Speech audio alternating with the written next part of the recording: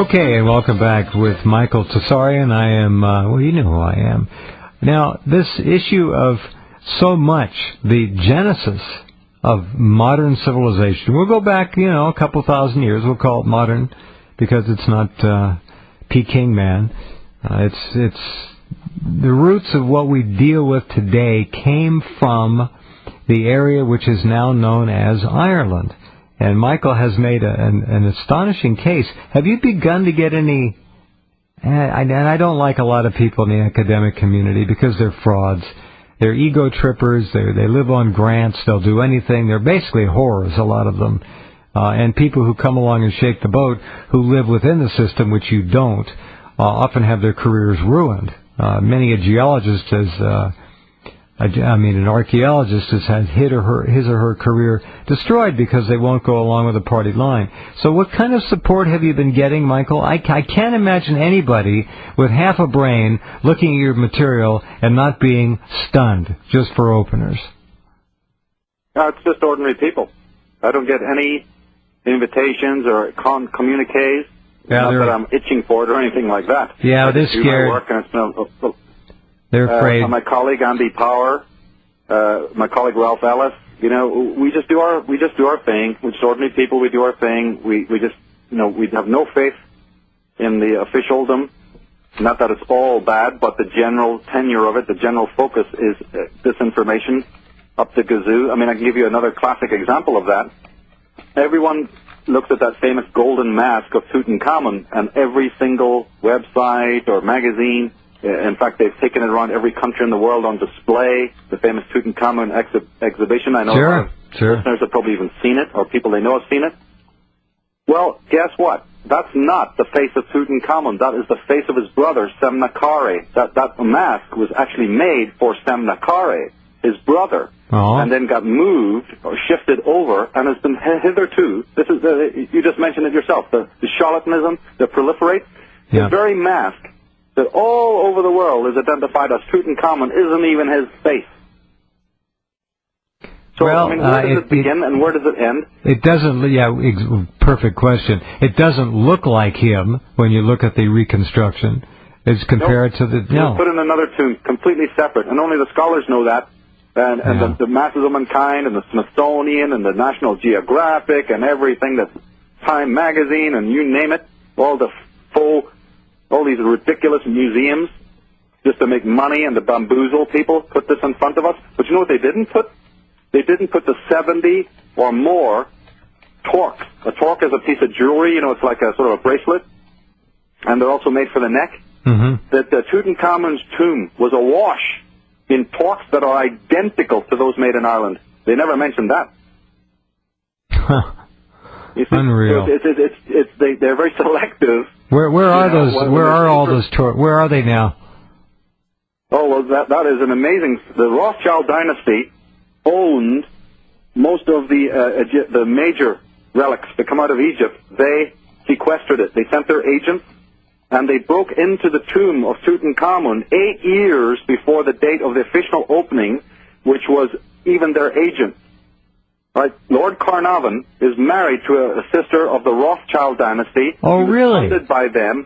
Yes, and that monstrosity, Carter, that filthy monstrosity, who Carnarvon funded to go in and open the tomb, they had actually gone in with a bunch of local Arab gold diggers, or whatever the name for them is, the tomb breakers. Right. He hung out in their house. Carter used to hang out and drink tea at their cafes in Cairo and other places.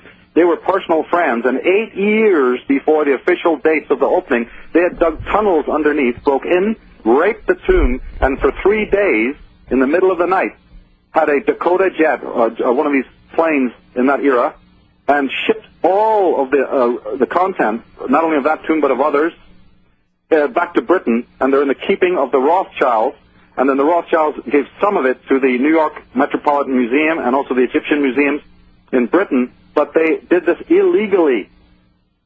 Are you, Michael, are you saying, excuse me, are you saying that 8 years before the tomb was officially found and discovered, they were in there and raped it? Yep, got all the information in the Irish Origins book. I got a whole chapter on that. How Chapter disgusting. 10. What an outrage. Isn't it?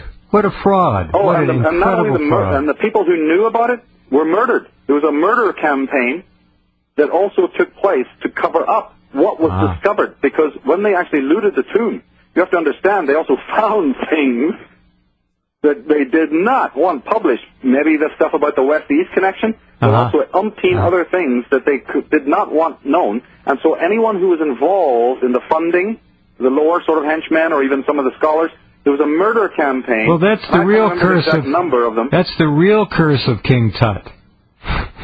Well, the curse. I'm glad you brought that up. The curse was actually created by the museums of England and the press by way of the Rothschilds to create this spurious, false, not only totally demeaning the Egyptians as if they're some sort of woo-woo men, but at the same time to also create that these tombs would not be robbed by people they didn't want robbing it until they got in and robbed it. And the interesting thing, one of the documents that they found inside the tomb of Tutankhamun was his life story and how he died. He was actually crucified. He was actually crucified on a tree. Oh, excuse me, that's not true. Tutankhamun ordered the death of one of the head Atenist priests that he didn't like. Right. So when he became a king, he sent his guards to crucify this particular priest of the Temple of the Sun. And in retaliation later on for that king's death, they bludgeoned him to death or poisoned him. They're not quite sure how Tutankhamun died.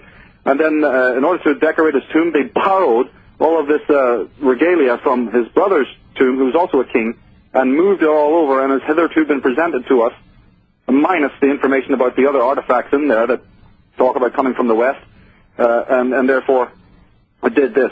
But then Lorraine Evans and some of these other archaeologists I've told you about who are anti-establishment, or actually they were part of the establishment until they came up against it from their finds, discovered Egyptian beads in these pits in England, and of course you can date it from where it happens to be in the striations of rock and in the soil and so forth and so on. And their discoveries flew in the face of the British establishment. So her book is highly recommended, Kingdom of the Ark. My colleague Andy Power, who wrote Ireland, Land of the Pharaohs, and even though we're not in agreement of every single detail or whatever, this is a very important study that has been written on. Don't forget that there's an entire tie-in here to the Bible through what is known as the Hyksos people, who have been this group of kings, a dynasty in Egypt that's always had a question mark over it as to who they were and, more importantly, where they came from. And the great scholar Ralph Ellis has proven, he was not the first one, there's been many at the turn of the century, like Sigmund Freud and others, who showed that there was a connection between the Hyksos dynasty and the Israelites. The people put before us in the Bible as the Judites and Israelites. People go back to you and I, our previous interview on this. We talked about that. And so there's a biblical tie-in as well. Now, the interesting thing to just put the cap on the idea of the Afrocentrists, I have to say this, as I say, we're not bashing African people, but we are trying to be as factual as we can be. If they were, in fact, the originators of the scintillating empire and civilization on the Nile, which Akhenaten's date, if we take his dynasty family as a date, that's 1,400 years B.C. All right. So in 1,400 years, which just leads up to the birth of Jesus, plus the 2,000 that leads up to you and I right now, how come in Africa they never have then duplicated it and built another civilization, or even a quarter of it or a third of it, to show that Africans could have built a civilization, comparable to the Nile? If that hasn't happened, how dare the Smithsonian and other groups come and tell us that it was people out there that made it? It's a completely hideous travesty of the truth. But they will literally pull out any, chimera to hand you, because they'll do anything to cover up the connections between the East and the West and the true story of these migrations and what the old Irish annals that I read mention. They will do anything to have you go and read those. And I have the captions from those annals in my book, so people can read them, the translations of Professor Keating. They're all there, showing that there were these bona fide connections. And so many other sources. There's 550 pictures there in the book, and there's umpteen quotes, as you said earlier in your introduction. People can get up to speed on this fascinating cover-up that's taken place throughout the world.